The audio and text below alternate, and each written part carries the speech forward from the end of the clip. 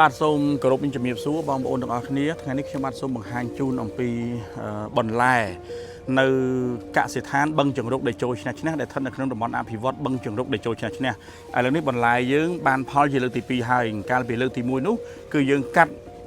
ធ្វើជាអំណោយជូនវិរៈកងកម្លាំងជួរមុខទាំងអស់អញ្ចឹងលើកទី2នេះក៏យើងនឹងបន្តជូនហើយក៏មានមួយចំណាយគឺបងប្អូនអាចអញ្ជើញមកជាវមកទិញបាននៅផ្ទាល់នៅទីនេះណានៅតំបន់អភិវឌ្ឍបឹងជរុកដែលចូលឆ្នះឆ្នះដែលអញ្ជើញមកដល់ឃើញកសិដ្ឋានបឹងជរុកដែលចូលឆ្នះឆ្នះយើងកំពុងតែប្រមូលផលឥឡូវនេះយើងមានស្ពៃហិលយើងនិយមហៅស្ពៃហិលបាទហើយស្ពៃកញ្ញាញ់ស្ពៃសស្ពៃចកឹះគេចាប់ដើមប្រមូលផលហើយអញ្ចឹងបងប្អូនដែលចង់បានបន្លែធម្មជាតិសូមអញ្ជើញមកកសិដ្ឋានបឹងជរុកដែលចូលឆ្នះឆ្នះហើយថ្ងៃនេះក៏សូមអរគុណដល់បងប្អូនបញ្ញសិទ្ធដែលបានជួយទិញបន្លែនៅកសិដ្ឋានបឹងជរុកដែលចូលឆ្នះឆ្នះចំនួន 1000 គីឡូមួយតោនហើយបន្លែមួយតោននេះគឺគាត់កាត់យកទៅជូនវិរៈកងកម្លាំងរបស់យើងបាទអញ្ចឹងឥឡូវនេះយើងជួយកាត់គ្នាជូនទៅវិរៈកងកម្លាំងរបស់យើងដែលបងប្អូនបញ្ញសិទ្ធនិងក្រុមគ្រួសារបងប្អូនជួយទិញមួយតោននោះបាទហើយក៏អរគុណដល់បងធី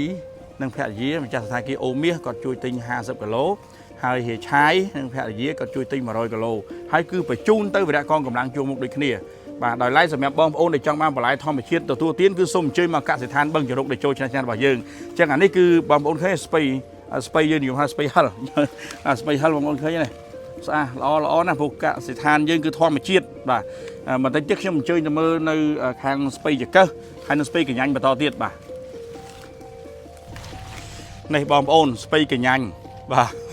ល្អមែនតើនេះបាទស្ពៃកញ្ញាញ់ល្អមែនតើ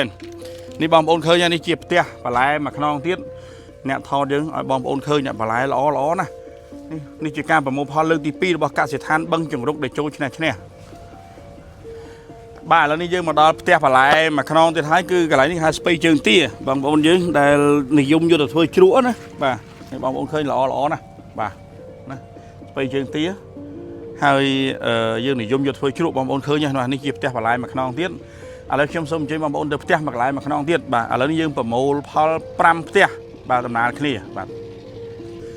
ទបងប្អូននេះគឺទីផ្ទះបន្លែមួយទៀតនៅក្នុងកសិដ្ឋានបឹងជរុកដែលចូលឆ្នះឆ្នះនេះគឺខាត់ណាដើមតែបងប្អូននិយមយកទៅឆាសាច់គោឬក៏ឆាប្រេងខ្យងជាដើមនោះនេះខាត់ណាដើមយើងប្រមូលផលហើយបាទហើយបើយើងនិយាយ2-3ថ្ងៃទៀតគឺពេញតែម្ដងបាទពេញបន្ទុកនៅក្នុងការប្រមូលផលតែម្ដងអញ្ចឹងសូមអញ្ជើញបងប្អូនទស្សនានៅកសិដ្ឋានបឹងជង្រុកដែលចូលឆ្នះឆ្នះដែលយើងកំពុងប្រមូលផលបន្លែផ្ទះ5ខ្នងដំណើរគ្នាបាទអញ្ចឹងយើងនៅសល់5ខ្នងទៀតកំពុងដាក់ដាំដុះដូច្នេះសូមអញ្ជើញបងប្អូនមកកាន់តំបន់អភិវឌ្ឍបឹងជង្រុកដែលចូលឆ្នះឆ្នះហើយទទួលបានបន្លែធម្មជាតិបាទសូមអរគុណឥឡូវសូមអញ្ជើញទៅទស្សនាស្ពៃទឿបាទជាផ្ទះបន្លែចុងក្រោយរបស់យើងសូមអញ្ជើញបាទឥឡូវយើងមកដល់ផ្ទះបន្លែមួយខ្នងទៀតហើយនេះគឺស្ពៃទឿណាបងប្អូននេះស្ពៃទឿល្អណាស់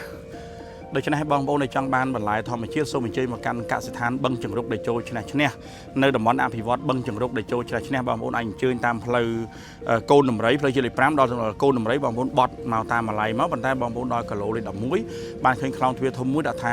តំបន់អភិវឌ្ឍបឹងជង្រុកដែលចូលឆ្នះឆ្នះហើយបន្លែនេះដាំដោយអ្នកភូមិបឹងជង្រុកដែលចូលឆ្នះឆ្នះពិសេសគឺភរិយាកូននិងគ្រួសាររបស់វិរៈកងកម្លាំងជួរមុខតែម្ដងបាទហើយអរគុណដល់សប្បុរសជនទាំងអស់គ្នាដែលបានជួយគាំទ្រដល់បន្លែធម្មជាតិរបស់កសិដ្ឋានបឹងជរុកដែលចូលឆ្នះឆ្នះហើយបានជួយជាវយកទៅជូនវិរៈកងកម្លាំងដោយឡែកបងប្អូនចង់ពិសាបន្លែធម្មជាតិក៏អញ្ជើញមកផ្ទាល់ក៏បានឬក៏បងប្អូនកំងក៏បានដែរបាទនេះគឺជាកសិដ្ឋានបឹងជរុកដែលចូលឆ្នះឆ្នះបាទ